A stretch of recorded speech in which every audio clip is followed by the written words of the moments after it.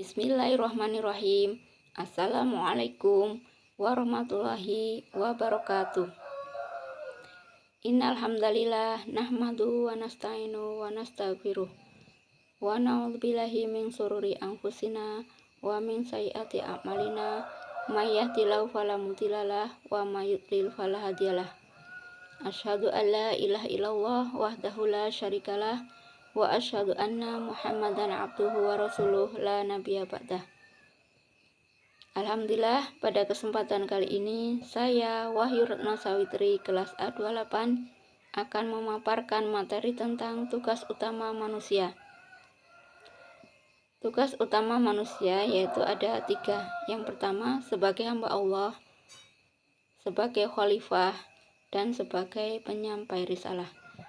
Namun sebelumnya perlu kita ketahui tentang asal-usul penciptaan manusia.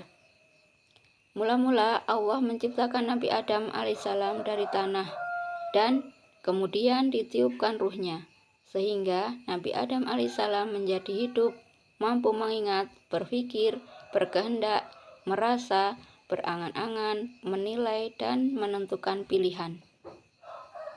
Kejadian ini mengisyaratkan bahwa ruh dan jiwa merupakan 2 dimensi yang berbeda, sekalipun keduanya tidak dapat terpisahkan selama manusia masih hidup. Ali Syariati dalam sebuah bukunya menyebutkan bahwa ruh yang ditiupkan Allah SWT kepada Nabi Adam alaihissalam adalah the Spirit of God. Dengan demikian, manusia itu terdiri dari 2 unsur, yaitu materi dan imateri.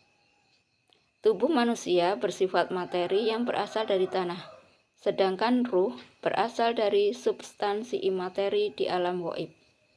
Proses kejadian manusia ini disebutkan secara jelas di dalam Al-Quran dan telah dibuktikan secara ilmiah oleh ilmu pengetahuan modern yang banyak ditulis oleh beberapa ahli. Al-Quran menjelaskan asal-usul manusia di dalam surah Al-Mu'minun ayat 12-14 yang artinya, dan sesungguhnya kami telah menciptakan manusia dari suatu saripati berasal dari tanah. Kemudian kami jadikan saripati itu air mani yang tersimpan dalam tempat yang kokoh, yakni rahim. Kemudian air mani itu kami jadikan segumpal darah. Lalu segumpal darah itu kami jadikan segumpal daging, dan segumpal daging itu kami jadikan tulang belulang. Lalu tulang belulang itu kami bungkus dengan daging, kemudian kami jadikan dia makhluk yang berbentuk lain. Maka Maha Sucilah Allah pencipta yang paling baik. Al-Maraghi ketika menafsirkan Quran surah An-Nisa ayat 58 menyebutkan bahwa amanah manusia itu ada 3, yaitu yang pertama, amanah hamba terhadap Tuhannya, yakni sesuatu yang harus dipelihara dan dijaga oleh manusia yang berupa mengikuti segala perintahnya dan menjauhi segala larangannya, serta menggunakan alat-alat potensialnya dan anggota badannya dalam berbagai aktivitas yang bisa menimbulkan kemanfaatan baginya dan dapat mendekatkan diri kepada Allah. Sehingga apabila manusia melanggarnya, maka berarti dia berkhianat kepada Tuhannya.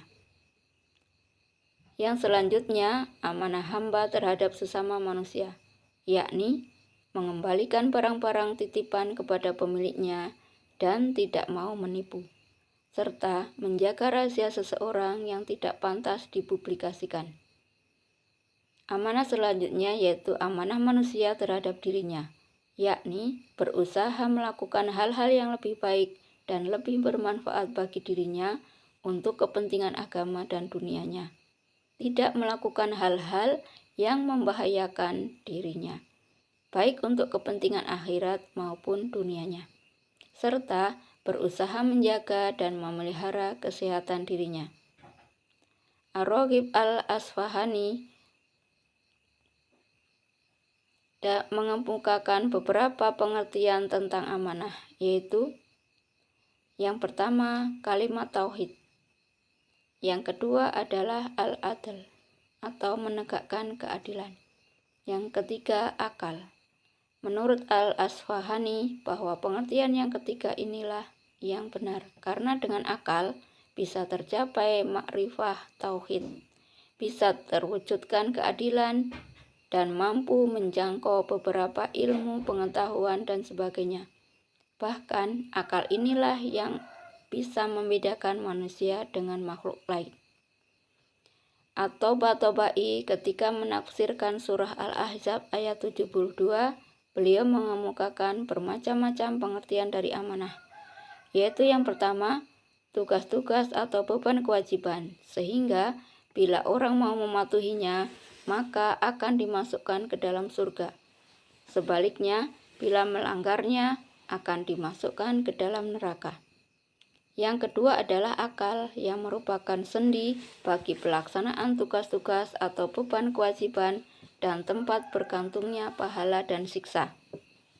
Yang ketiga adalah kalimat la ilaha illallah. Kemudian yang keempat adalah anggota-anggota badan, termasuk di dalamnya alat-alat potensial atau potensi-potensi dasar manusia yang mampu mengemban dan melaksanakan amanah dari Allah yang harus dijaga dan hanya digunakan dalam batas-batas yang diridhoi olehnya. Yang kelima adalah makrifah kepada Allah. Pengertian yang keempat itulah menurut At-Tabatabai yang lebih mendekati kebenaran. Setelah mengetahui asal-usul penciptaan manusia, maka kita perlu mengetahui tugas utama manusia, yaitu yang pertama, manusia sebagai hamba. Hamba Allah adalah orang yang taat dan patuh kepada perintah Allah. Hakikat kehambaan kepada Allah adalah ketaatan, ketundukan, dan kepatuhan. Ketaatan, ketundukan, dan kepatuhan manusia itu hanya layak diberikan kepada Allah. Dalam hubungannya dengan Tuhan, manusia menempati posisi sebagai ciptaan, dan Tuhan sebagai pencipta. Posisi ini memiliki konsekuensi adanya keharusan manusia untuk taat dan patuh kepada penciptanya. Hal ini sudah termaktub dalam Al-Quran tentang tujuan Allah menciptakan manusia, yakni untuk menyembah kepadanya. Sebagaimana yang termaktub dalam Quran Surah Az-Zariyat ayat 56. Bismillahirrahmanirrahim. Wa ma khalaqtul jinna wal insa illa liya'budun. Dan aku tidak menciptakan jin dan manusia, melainkan supaya mereka mengabdi kepadaku. Tugas yang kedua adalah manusia sebagai khalifah. Tugas hidup manusia juga sebagai khalifah, sebagaimana yang termaktub dalam Quran Surah Al-Baqarah ayat 30. Bismillahirrahmanirrahim. Wa idh qala rabbuka lil malaikati inni ja'ilun fil ardi khalifah. Qalu ataj'alu fiha may yufsidu fiha wa yasfiku dima wa nahnu nusabbihu bihamdika wa nuqaddisu lak. Qala inni a'lamu ma la ta'lamun. Dan ingatlah ketika Tuhanmu berfirman kepada para malaikat, sesungguhnya aku hendak menjadikan seorang khalifah di muka bumi. Mereka berkata, mengapa engkau hendak menjadikan khalifah di bumi itu orang yang akan membuat kerusakan padanya dan menumpahkan darah? Padahal kami senantiasa bertasbih dengan memuji engkau dan mensucikan engkau. Allah berfirman, sesungguhnya aku mengetahui apa yang tidak kamu ketahui.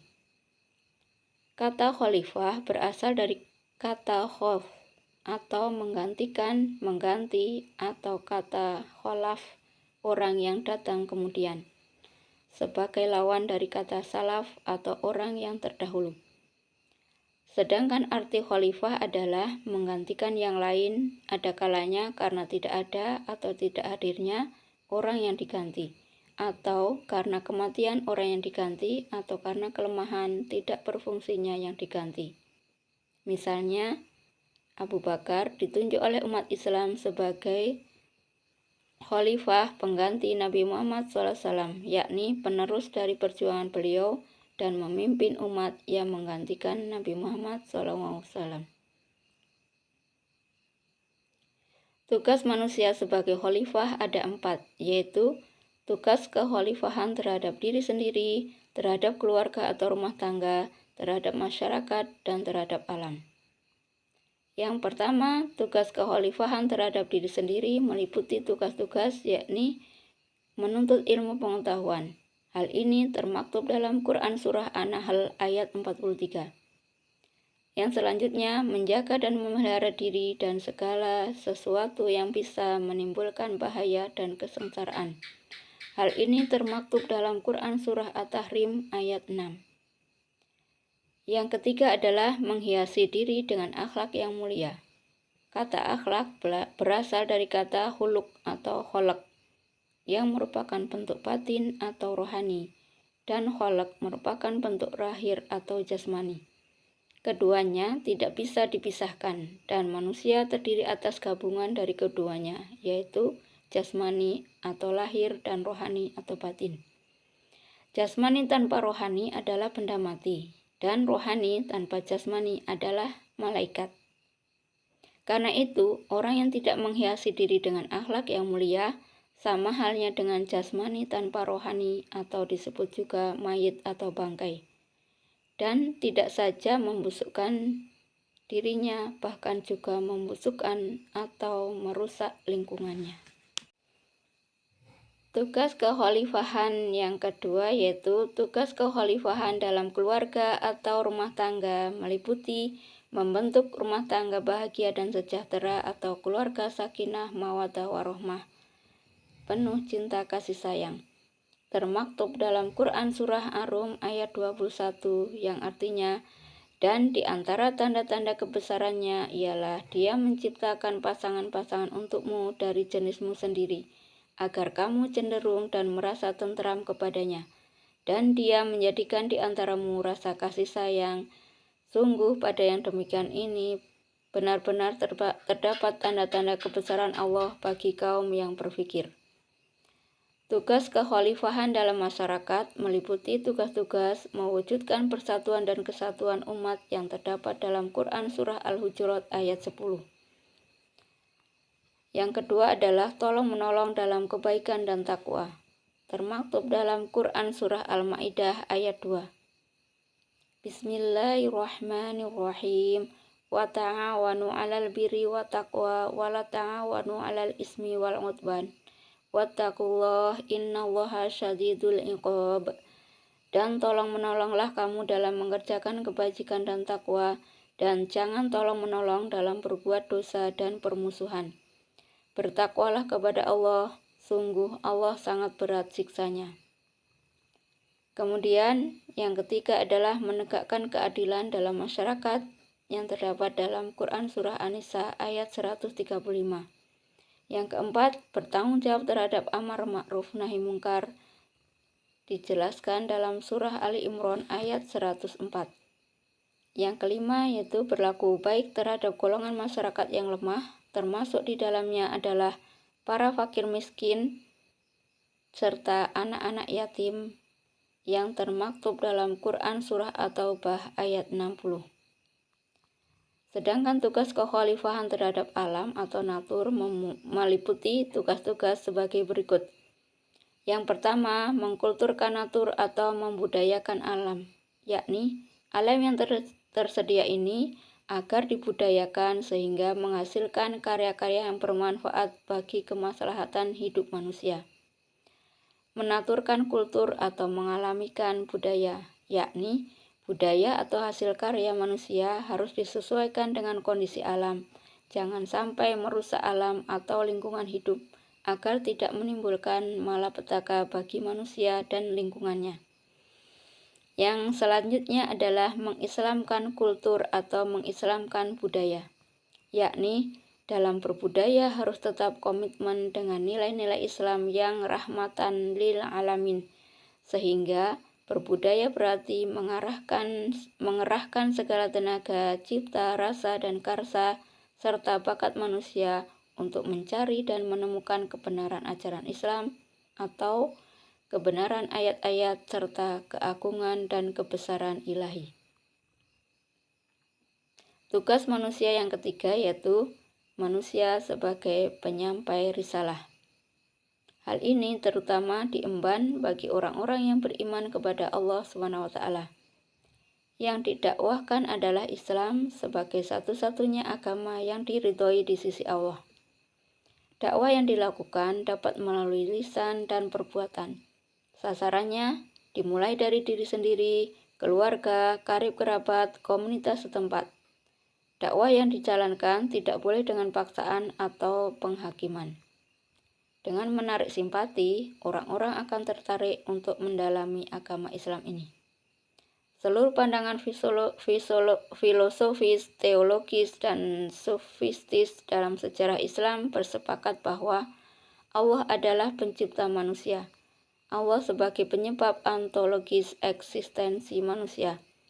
Karena itu, manusia memiliki utang kepada Allah dan hak-hak kita diturunkan sebagai pemenuhan tanggung jawab manusia terhadap Allah dan kepatuhan kepada kehendak-Nya. Relasi manusia dengan Allah dimulai dari pertanyaan, apa yang Allah inginkan dari manusia?